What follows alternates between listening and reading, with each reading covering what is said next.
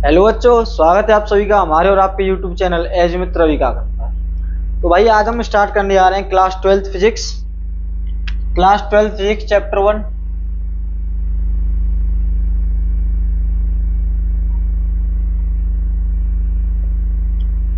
तो काफी बच्चों को ये डाउट होगा कि हमने भाई 11th में अपनी जो फिजिक्स है वो बर्बाद कर चुके हैं। मतलब काफी बच्चों की जो 11th होती है वो बर्बाद होती है।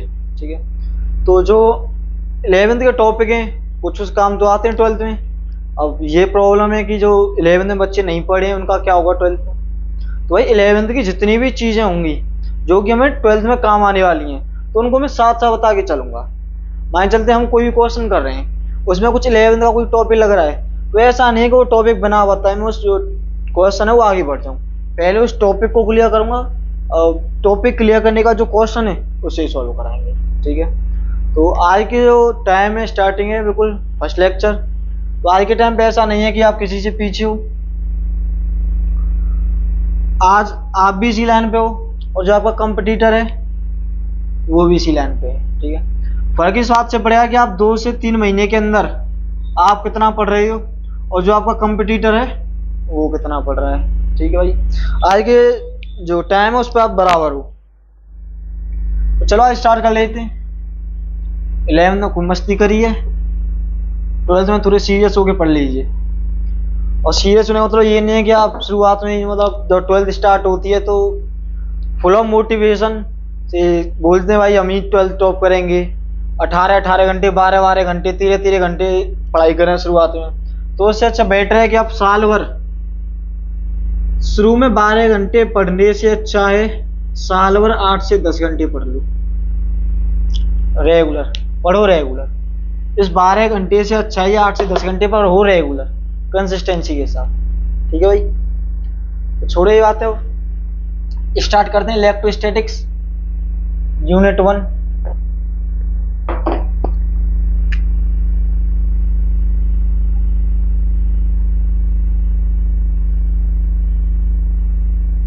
इलेक्ट्रोस्टैटिक्स, और इलेक्ट्रोस्टैटिक को समझते हैं। इलेक्ट्रोस्टैटिक्स है क्या? अच्छा, स्टैटिक्स मींस क्या होता है? Statics means rest, electro means मान लेते हैं चार्ज, यानी चार्ज जो रेस्ट पे होगा तो उसकी क्या क्या प्रॉपर्टी होंगी, वो क्या क्या प्रॉपर्टी शो करता है। तो इलेक्ट्रोस्टैटिक के अंदर यही प्रॉपर्टी पढ़ेंगे हम, जब चार्ज रेस्ट पे है तो उसके साथ क्या होगा, तो कैसी प्रॉपर्टी शो कर रहा है। यानी इलेक्ट्रोस्टैटिक क्या है? और ब्रांच ऑफ फिजिक्स है,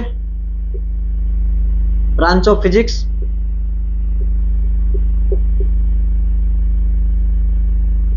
which deals with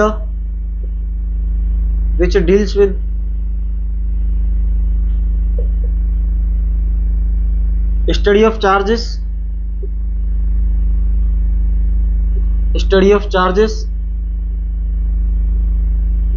at rest। Charge और रेस्ट पे होगा तो वो पढ़ेंगे हम किसके अंदर, इलेक्ट्रोस्टैट के अंदर। और इसमें थोड़ी इसकी एक कहानी समझते हैं। जो इलेक्ट्रोस्टैटिक है ये तो थोड़ा बाद का टॉपिक है। इससे पहले क्या था? इससे पहले जो ग्रेविटेशन लॉ था वो आया था।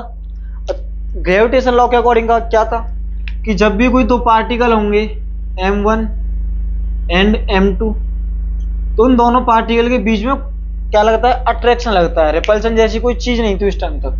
यानी कोई भी दो पार्टिकल हैं तो उनके बीच में क्या लगेगा, अट्रैक्शन। क्या लगता है, अट्रैक्शन। तो ऐसे एक बार एक्सपेरिमेंट हो रहा था तो 2 इलेक्ट्रॉन थे वहां पे, 2 इलेक्ट्रॉन्स थे। अब इलेक्ट्रॉन्स में ग्रेविटेशन के हिसाब से चार्ज वगैरह तो कोई चीज थी नहीं वहां पे, तो इलेक्ट्रॉन में ग्रेविटेशन के हिसाब से इन दोनों में क्या होना चाहिए था, अट्रैक्शन। क्या होना चाहिए था, अट्रैक्शन। लेकिन जब देखा गया प्रैक्टिकली तो जो इलेक्ट्रॉन है वो क्या कर रहे हैं, रिपल्सन कर रहे हैं। क्या कर रहे हैं, एक दूसरे को रिपेल कर रहे हैं। तो अब इसके ऊपर कुछ स्टडी चली कुछ टाइम तक, और लोगों ने सोचा कि भाई जो ग्रेविटेशन लॉ है वो गलत हो सकता है क्या। तो इसके बाद एक चीज आई कि जो ग्रेविटेशन लॉ है वो सही है बिल्कुल, यानी मास, जो ग्रेविटेशन लॉ है वो डिपेंड करता है मास पे। लेकिन जो इलेक्ट्रॉन और इलेक्ट्रॉन के बीच में जो रिपल्सन फोर्स लग रहा है ये ऐसा है कि कुछ अलग फोर्स है। मतलब इन दोनों के बीच में ग्रेविटेशनल फोर्स लग रहा है, इसकी मना नहीं है, लेकिन इन दोनों के बीच में एक ऐसा फोर्स और लग रहा है जो कि जो ग्रेविटेशनल फोर्स है उससे ज्यादा है। नहीं आया समझ में? मान के चल रहे कि जो M1 M2 है, मतलब जो इलेक्ट्रॉन है, जो इलेक्ट्रॉन है उनके बीच में एक इलेक्ट्रॉन ये दोनों एक दूसरे को अट्रैक्ट कर रहे हैं। क्यों? ग्रेविटेशन लॉ के हिसाब से ये दोनों एक दूसरे को अट्रैक्ट कर रहे हैं 2 न्यूटन के हिसाब से, 2 न्यूटन। लेकिन इसकी एक प्रॉपर्टी और होती है, यानी इस पे एक फोर्स और लग रहा है। वो फोर्स जो लग रहा है वो एक दूसरे को रिपेल कर रहा है। क्या कर रहा है? रिपेल कर रहा है। ये कितना है? ये 100 न्यूटन। ये कितना है? 100 न्यूटन। अच्छा, फिर नेट क्या आएगा? नेट 98 न्यूटन आएगा, यानी जो इलेक्ट्रॉन है वो 98 न्यूटन से इधर जा रहा होगा। अब यहां से समझ में आया कि जो दूसरा फोर्स है वो किसकी वजह से, उसको नाम दिया चार्ज। मतलब जो पार्टिकल है उसके अंदर एक प्रॉपर्टी और होती है, जैसे मास एक प्रॉपर्टी है मैटर की या किसी पार्टिकल की, वैसे ही चार्ज भी किसी मैटर की एक प्रॉपर्टी है जिसकी वजह से वो एक फोर्स एक्सपीरियंस कर रहा है। अब जो फोर्स एक्सपीरियंस कर रहा है इस फोर्स को क्या नाम दिया है? और इस फोर्स को नाम दिया इलेक्ट्रिक फोर्स। कौन सा फोर्स? Electric force. और ये जो पार्टिकल थे इनकी जो सेकंड प्रॉपर्टी जो शो हो रही है उस प्रॉपर्टी को क्या नाम दिया है? वो जो प्रॉपर्टी है वो उसको प्रॉपर्टी को नाम दिया इलेक्ट्रिक चार्ज। तो जानते हैं इलेक्ट्रिक चार्ज क्या है? Electric charge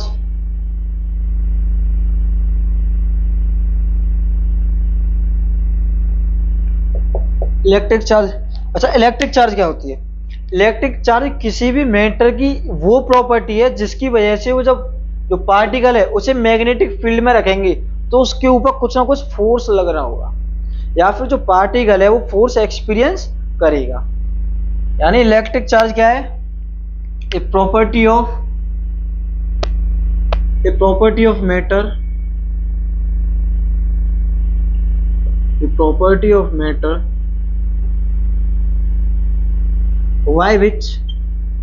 by which it experiences a force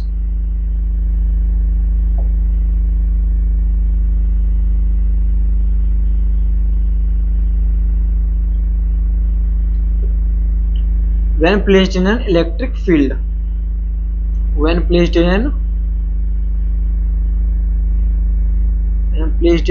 Electric field.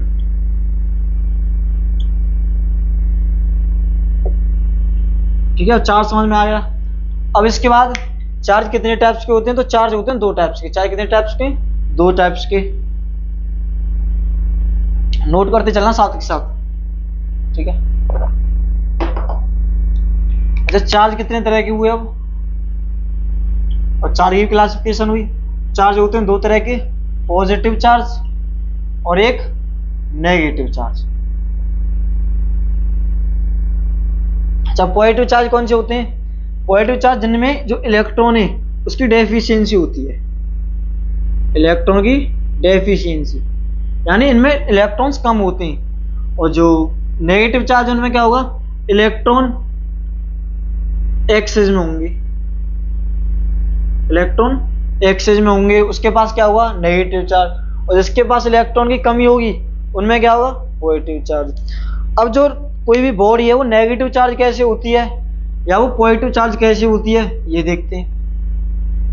जैसे ये कोई बॉडी है, न्यूट्रल बॉडी ले लेते हैं।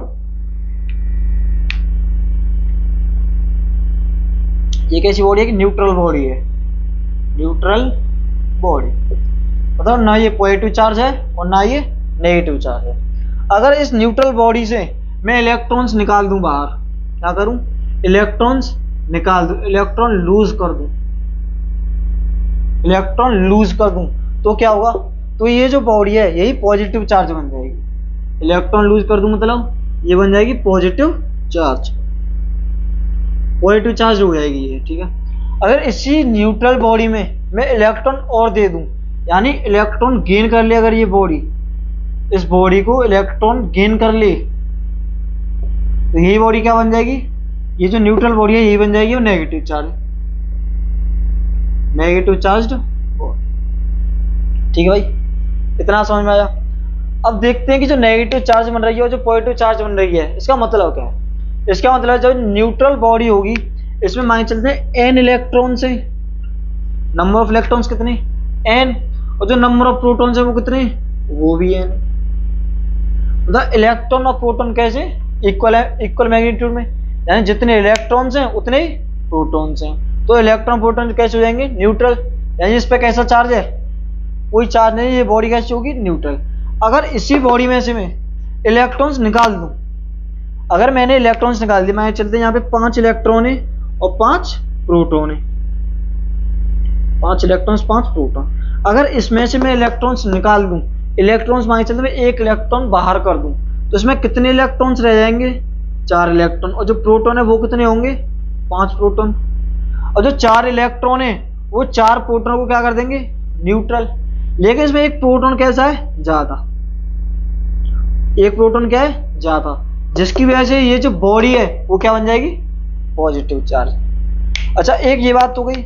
अब इसके पास पहले 5 इलेक्ट्रॉन थे, अब मैं से एक इलेक्ट्रॉन दे दूं तो इसके पास इलेक्ट्रॉन्स कितनी हो गई, 6, और प्रोटॉन कितनी सेम रहेंगे, 5।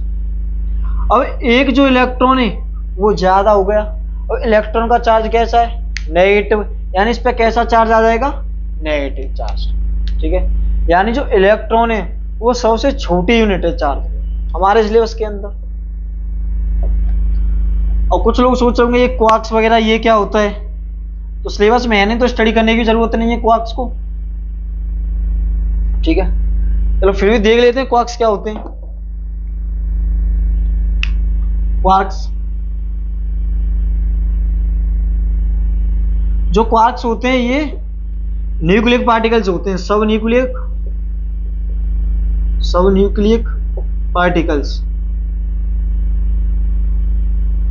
ये किस फॉर्म में मिलेंगे, ये बस समझ लो, जो क्वांटाइजेशन ऑफ चार्ज आएगा उसमें अच्छे से क्लियर होगा। ये प्लस माइनस E/3, 2E/3, मतलब कुछ भी फ्रैक्शनल हो सकता है ये जो क्वार्क्स होते हैं।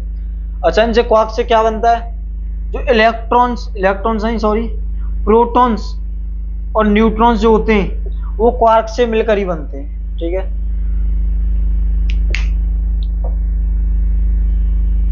चलो नेक्स्ट टॉपिक देखते हैं।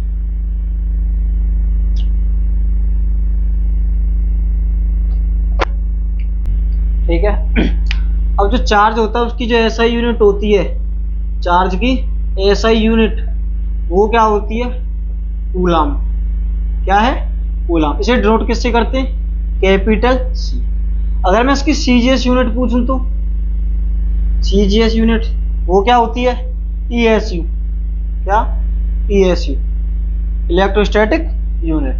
ठीक है, और इसके बाद पढ़ेंगे प्रॉपर्टीज ऑफ चार्जेस, यानी चार्ज की क्या क्या प्रॉपर्टी होती है। इससे पहले समझ लो कि जो चार्ज होता है सबसे छोटा पार्टिकल जो कि क्या है, इलेक्ट्रॉन, उसके ऊपर कितना चार्ज होता है। जो इलेक्ट्रॉन का चार्ज होता है वो होता है माइनस का 1.6 इंटू 10⁻⁻19 कूलम। ठीक है, याद रखना, ये कर लो नोट। अब चार्ज की प्रॉपर्टी पढ़ते हैं, जो चार्ज है वो क्या क्या प्रॉपर्टी शो करता है। प्रॉपर्टीज ऑफ चार्जेस,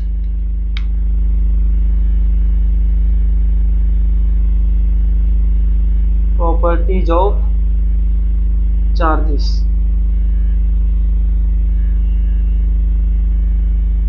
सबसे पहली प्रॉपर्टी कि जो चार्ज होता है वो कैसी क्वांटिटी है, तो चार्ज इज स्केलर क्वांटिटी, यानी जो चार्ज है वो कैसी क्वांटिटी है, एक स्केलर क्वांटिटी है। ठीक है, मतलब जैसे मेरे पास चार्ज है एक +2 कूलम और एक चार्ज है -3 कूलम, और कोई चार्ज है यहीं पे 4 कूलम, -2 कूलम, -5 कूलम, तो उनका जो सम होगा वो क्या वेक्टरली सम नहीं, उनका जो सम है वो कैसे होगा, स्केलरली। यानी 2 - 3 + 4 - 2 - 5, 2 और 4 6, -3 2 5 और 5 10, यानी माइनस के 4 कूलम। ये क्या है? Total charge. जो चार्ज है वो कैसी क्वांटिटी है? Scalar quantity. जो सेकंड प्रॉपर्टी है वो क्या है? कि जो चार्ज होता है वो कैसे होता है? ट्रांसफरेबल। चार्ज इज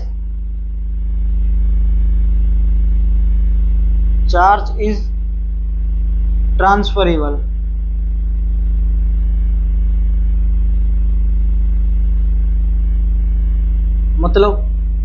मतलब ये कि जो चार्ज होता है उसे हम किसी एक बॉडी से दूसरी बॉडी पर क्या कर सकते हैं? ट्रांसफर कर सकते हैं। मान के चलते हैं कि मेरे पास एक ये बॉडी है और ये दूसरी बॉडी है। इसके ऊपर जो चार्ज है वो है 2 कूलम। ठीक है। और इस बॉडी से मुझे इस बॉडी पे चार्ज लेके आना है तो क्या करना होगा? जो इलेक्ट्रॉन्स हैं, इस बॉडी से इलेक्ट्रॉन्स निकाल के क्या करना पड़ेगा? यहाँ पे लाएंगे। जब इलेक्ट्रॉन्स को यहाँ से यहाँ लेके जाएंगे तो चार्ज भी ट्रांसफर होगा। तो इलेक्ट्रॉन ही तो एक चार्ज है। जब इलेक्ट्रॉन का आदान प्रदान होगा तो चार्ज भी ट्रांसफर होगा। यानी चार्ज ट्रांसफर कब होता है? इलेक्ट्रॉन के गेन से या फिर इलेक्ट्रॉन के लॉस से, यानी इलेक्ट्रॉन के लेन देन से। ठीक है।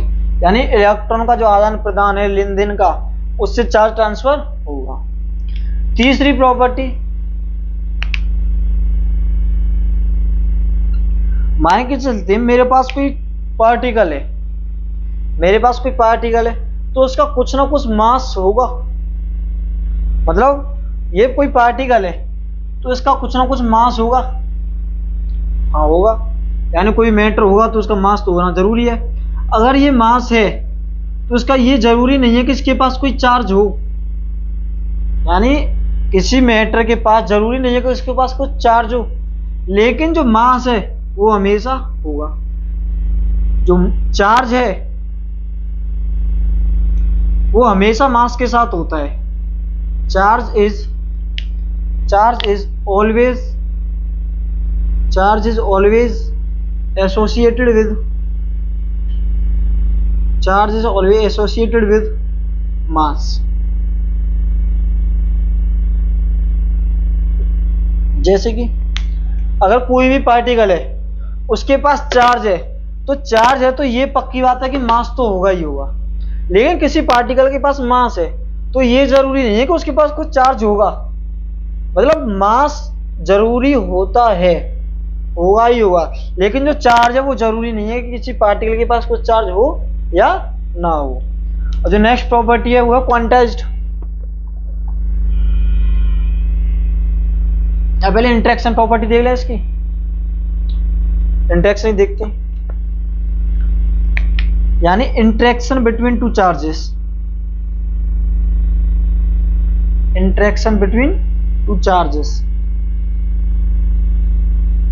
टू और मोर चार्जेस कितना भी हो सकता है। इंटरेक्शन बिटवीन चार्जेस लिख लेते हैं।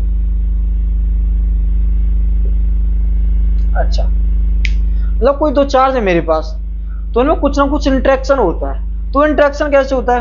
अगर दोनों चार्ज सिमिलर होंगे, अगर चार्जेस सिमिलर हैं यानी सिमिलर चार्जेस हैं तो उनमें क्या होगा? रिपल्सन। क्या करेंगे? एक दूसरे को रिपेल। अगर मैं चार्ज अनलाइक चार्ज लूं यानी अलग अलग लूं या डिफरेंट चार्जेस लूं, अनलाइक चार्जेस तो उनमें क्या होगा? हमेशा अट्रैक्शन होगा। ठीक है, यानी एक दूसरे को हमेशा अट्रैक्ट करेंगे। इसे ऐसे समझ सकते हैं,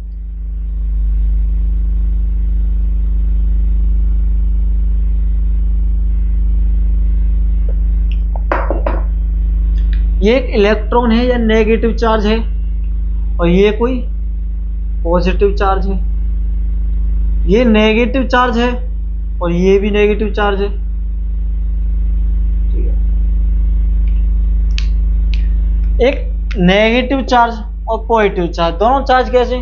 डिफरेंट। तो इन दोनों के बीच में क्या हुआ, जबरदस्त अट्रैक्शन। ठीक है भाई, ऐसे समझ लो यार कि ये लड़की है और ये मेल जेंडर है, तो अट्रैक्शन तो होना ही है ना।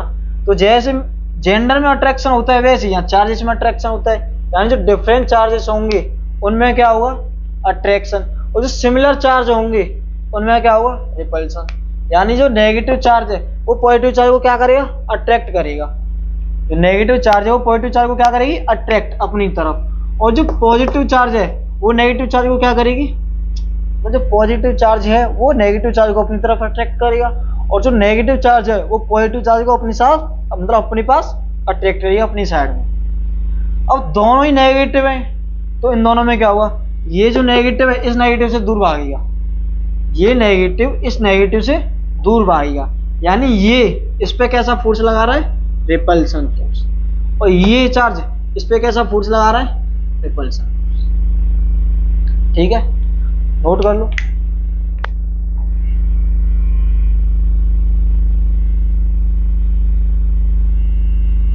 नेक्स्ट जो प्रॉपर्टी है वो quantization of charge.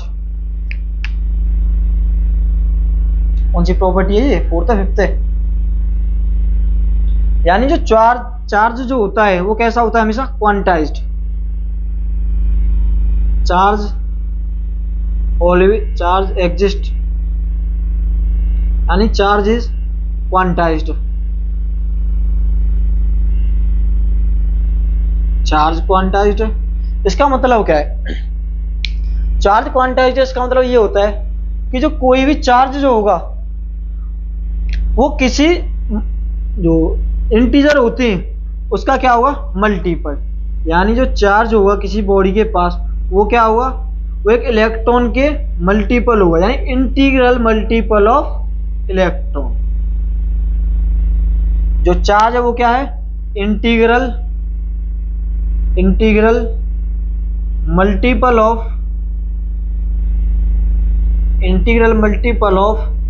Charge of an electron, charge of an electron.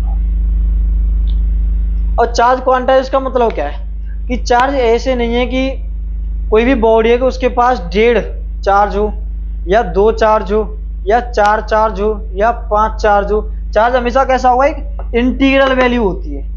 Charge कैसी होगा, एक चार्ज हमेशा इंटीग्रल मल्टीपल होता है किसका, charge of an electron. Electron का चार्ज क्या होता है, -1.602 × 10⁻⁻19 कूलम। समझ में आ गया। इसके ऊपर काफी न्यूमेरिकल होंगे भी। ठीक है, और नेक्स्ट जो प्रॉपर्टी है वो देखते हैं।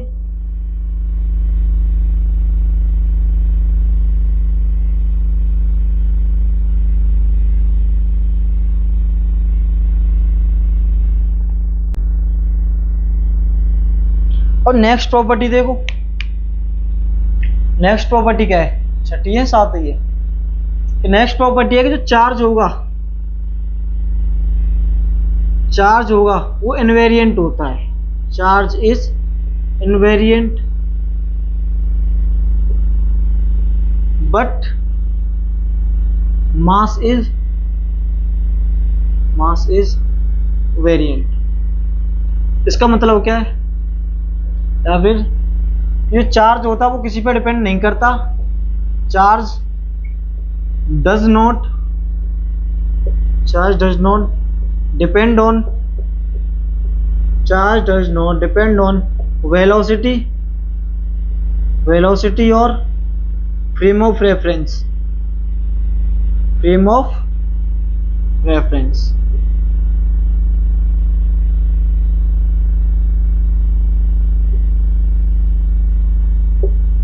इसका मतलब क्या है, इसका मतलब है कि अगर मेरे पास कोई मास है उसे मैं बहुत काफी तेज स्पीड से ले जाऊंगा, अप्रोक्स जो स्पीड है उसकी रख लेते हैं। जो वेलोसिटी है जो पार्टिकल की वो अप्रोक्स है स्पीड ऑफ लाइट की। तो जो बॉडी है उसका जो मास होगा, मास वो चेंज हो सकता है, जो मास है वो चेंज हो सकता है, लेकिन जो चार्ज होगा उस बॉडी के पास वो हमेशा कैसा रहेगा, कांस्टेंट। यानी उससे इससे फर्क नहीं पड़ता कि जो चार्ज है उसकी स्पीड कितनी है, यानी उसे कितनी स्पीड से लेके जा रहे हैं, उसे इस चीज से कोई फर्क नहीं पड़ता। लेकिन मास वेरी करता है स्पीड के साथ। और वो फॉर्मूला है आइंस्टीन का, आइंस्टीन रिलेशन भी है। वो क्या है, अगर वेलोसिटी पार्टिकल की काफी छोटी है, बहुत छोटी है, तो जो मास है वो अप्रोक्स उतना ही रहेगा सेम। लेकिन अगर वेलोसिटी अप्रोक्स हो जाए स्पीड ऑफ लाइट, जो कि क्या है 3 × 10⁸ मीटर पर सेकेंड, अगर स्पीड अप्रोक्स इतनी आ जाए, इसके कंपेरेबल आ जाए, तो जो मास है वो चेंज होता है। अब मास कैसे चेंज होता है, वो होता है m इक्वल टू, यहाँ पे लिख देता हूँ relation, m equals to m0 upon √1 minus v² upon c²। ये क्या है, ये है आइंस्टीन रिलेशन, आइंस्टीन रिलेशन, जिसमें m0 क्या है, m0 है जो चार्ज है, जब वो रेस्ट पे होगा तो उसका मास कितना होगा, यानी रेस्ट मास। ये हमारे सिलेबस में नहीं, तो हमें पढ़ना भी नहीं है, ठीक है। और नेक्स्ट प्रॉपर्टी देखते हैं इसकी, नोट कर लो, हो गया।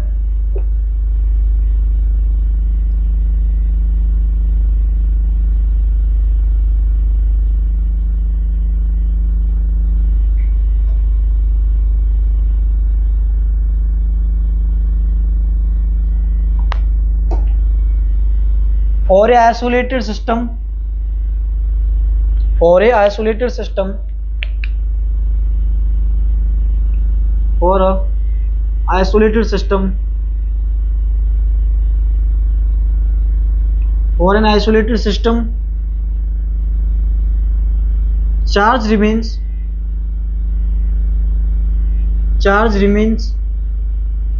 conserved, charge remains conserved, यानी दो या दो से ज्यादा चार्जेस को, दो या दो से ज्यादा चार्जेस को एक आइसोलेटेड सिस्टम में रख दें। और ये आइसोलेटेड सिस्टम क्या होता है, तो आइसोलेटेड सिस्टम एक ऐसा सिस्टम है जो कि न तो अपने अंदर कुछ आने देगा, ना तो कुछ चेंज आने देगा, और ना ही कुछ चेंज जाने देगा। यानी ना तो बाहर से कुछ चेंज आने देगा और ना ही अंदर से कुछ बाहर जाने देगा। ये कैसा सिस्टम होता है, आइसोलेटेड सिस्टम। इसका मतलब क्या है, इसका यह है कि मैंने ये आइसोलेटेड सिस्टम ले लिया, एक क्या किया, आइसोलेटेड सिस्टम लिया एक, ठीक है। ये एक आइसोलेटेड सिस्टम है, इसमें मेरे पास दो चार्ज हैं, क्या है, दो चार्जेस, पहला चार्ज ये है और दूसरा चार्ज ये है।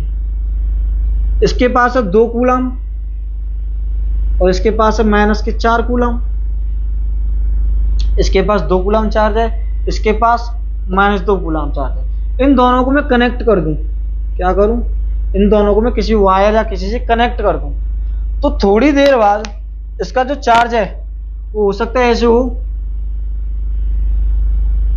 इसके पास हो 1 कूलम, जो सेकंड बॉडी है उसके पास कितना होगा, इसके पास कितना होगा। अगर यहाँ 1 है तो इसका एवरेज कितना है, 2 - 4 कितना होगा, -2 कूलम चार्ज है इसके पास। मतलब इसके पास ही -2 कूलम चार्ज होना चाहिए, यानी जो 1 कूलम चार्ज है और इसमें कुछ दूसरा जो चार्ज है उससे जोड़ के कितना आना चाहिए, -2। यानी जो सेकंड चार्ज है वो कितना है, -3 कूलम। यानी ये जो चार्ज है यहाँ पे 3 कूलम,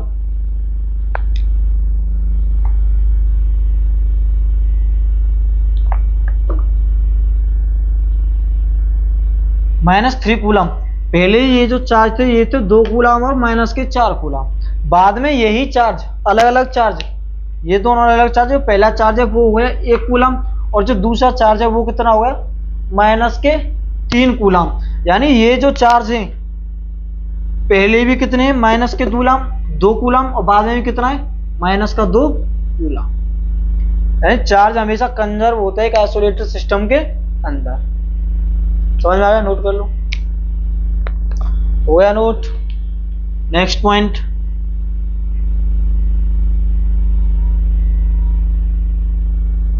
तीनों में एक तरह डिफरेंस आ गया पड़ता है।